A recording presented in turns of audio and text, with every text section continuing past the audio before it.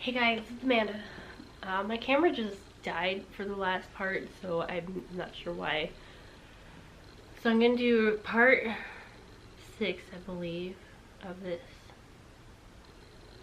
Yeah, part 6. I'm going to read the last part of part 5 because I was almost close to finishing it. But this was where she was opening the book to a certain page. And then she turned to it and she saw, I saw a list of names, orders, prices. But these were different. They were not highlighted. That's what we have left today. I ran my eyes down the page.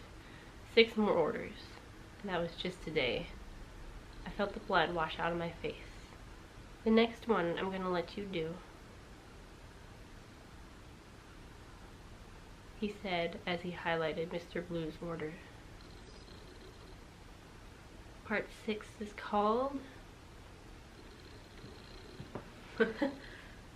My First Time. Dad closed the book and walked over to return it to its place. He then disappeared into the black dungeon. When he came back, he was pushing a gurney. He wheeled it up to the side of the chair and lowered it to match Mr. Blue's height. He hoisted the unconscious Mr. Blue up and over his shoulders and slung him into the gurney hard. My dad was a big man. He stood 6'5", well built. He was athletic, always working out and doing local marathons. For publicity, I guess. Or maybe to meet new clients. I let the thought pass out of my brain just as quickly as it entered. My mom was fit too. She only was 5'6" though. Average. I guess I took after her. I broke out of my distracted thoughts. He glanced at me for a minute as if to read my face. He straightened Mr. Blue out and strapped him down tight. Mr. Blue was undisturbed. He looked like he was in peaceful slumber, a slumber that would wake eventually only to find himself back in this living nightmare. Dad had inserted a IV hook and hooked him to a saline and antibiotic drip before I even saw him pull out the needle. Fast and accurate. He wheeled Mr. Blue back into the black room where he could occupy him until he was no more use to my dad. I stood there. I stood still. My knees felt like they'd buckle at any moment. A slight wave in my distance. Dad returned alone. "You're awfully quiet," he said, as if he was surprised. "What do you want me to be?" I said back in defeat. "What would you like to say?" he shot back. This was a challenge. I looked at my finger, the one I had bled from the day before. Once again, I'd reopened the wound. "That's a really nasty habit you have, Hannah." I laughed. At first a small chuckle, but it grew into a hysterical, belly-aching laugh. I bent over and smacked my knee, and I laughed until tears streamed down my eyes. My dad stood there in silence, waiting for me to explain. "Me? I have a nasty habit?" I laughed as I put my hand on my chest. "That's laughable, now isn't it, Pops?" I snapped. He just stood there, just listening. "I'll tell you what a nasty habit is," I said with a sneer as I walked towards him. I walked right up to him, so close I could feel hot air coming out of his nostrils as he towered me like an awkward giraffe. "You are the most disturbed person I know. Out of all the horror movies I've watched, out of all the statistics, crime novels I've read,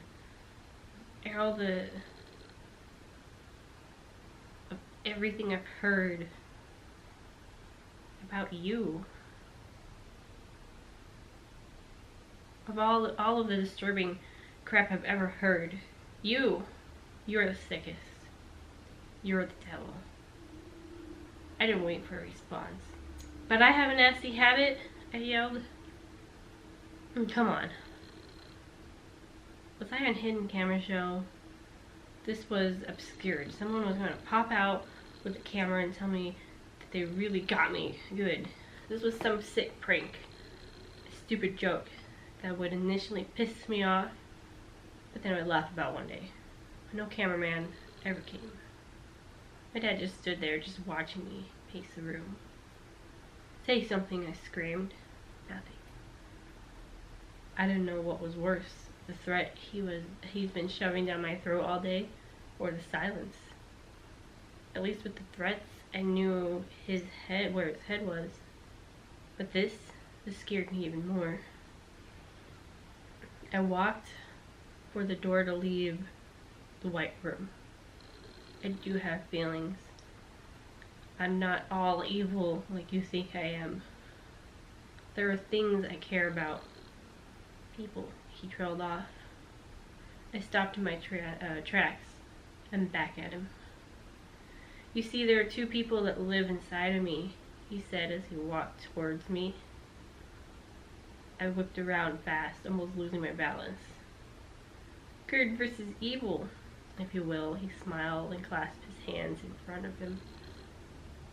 There's me I choose to let the others see, and then there's me that I allow to do this work, that allows me to do this work, he said as he motions his hand around the room. I always knew there was an evil inside of me, deep down, like a parasite. You couldn't see it from the surface, and no one had proof of it.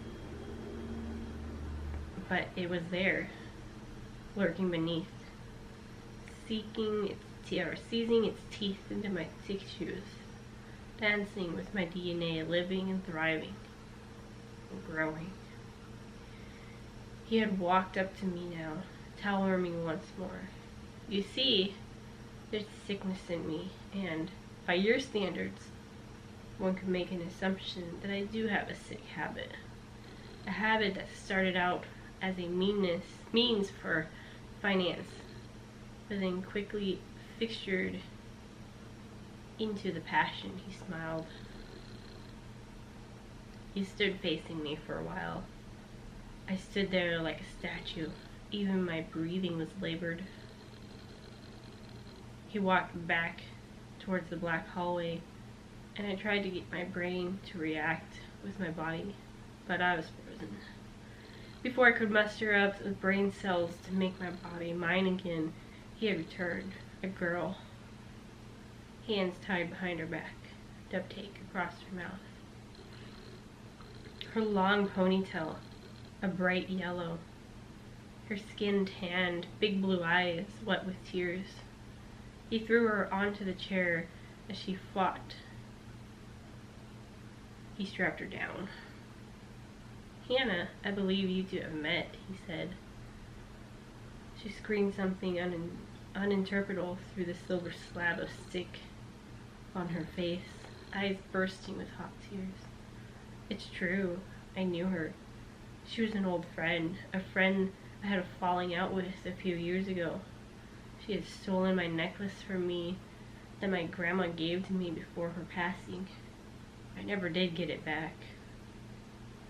He reached down her collar, shirt, and came up with a locket clutched between his fingers. Is this any incentive? He asked. My locket, I shrieked, and I ran towards the chair. I unfastened the locket and held it in my hand, staring at it. I looked back down at her. Her eyes were full of regret. The same shade of blue I had just seen a moment ago. What is her order? I asked him. He smiled, like a dad watching his kid ride a bike without training wheels for the first time. Proud. Brace yourself for this one, kid. It won't be a quick one. I looked at him in confusion. Meaning what? I asked. Her skin, he said with a matter-of-factly. Like her arm or something? I asked. No, he said with amusement. Our client has ordered a skin suit. Silence. Don't worry. I won't make you take this one alone. You aren't qualified for a task like this one yet. Better watch time to learn. But what better time to learn?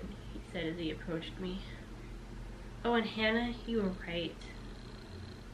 About what? I asked. He came closer, leaned down, and whispered into my ear. I am the devil.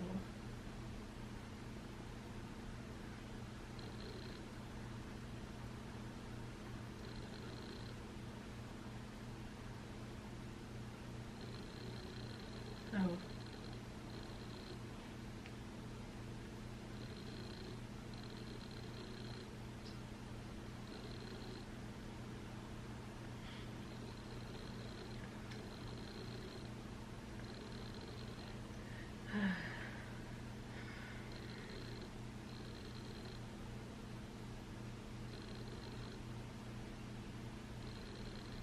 Part 7 looks like a really long one.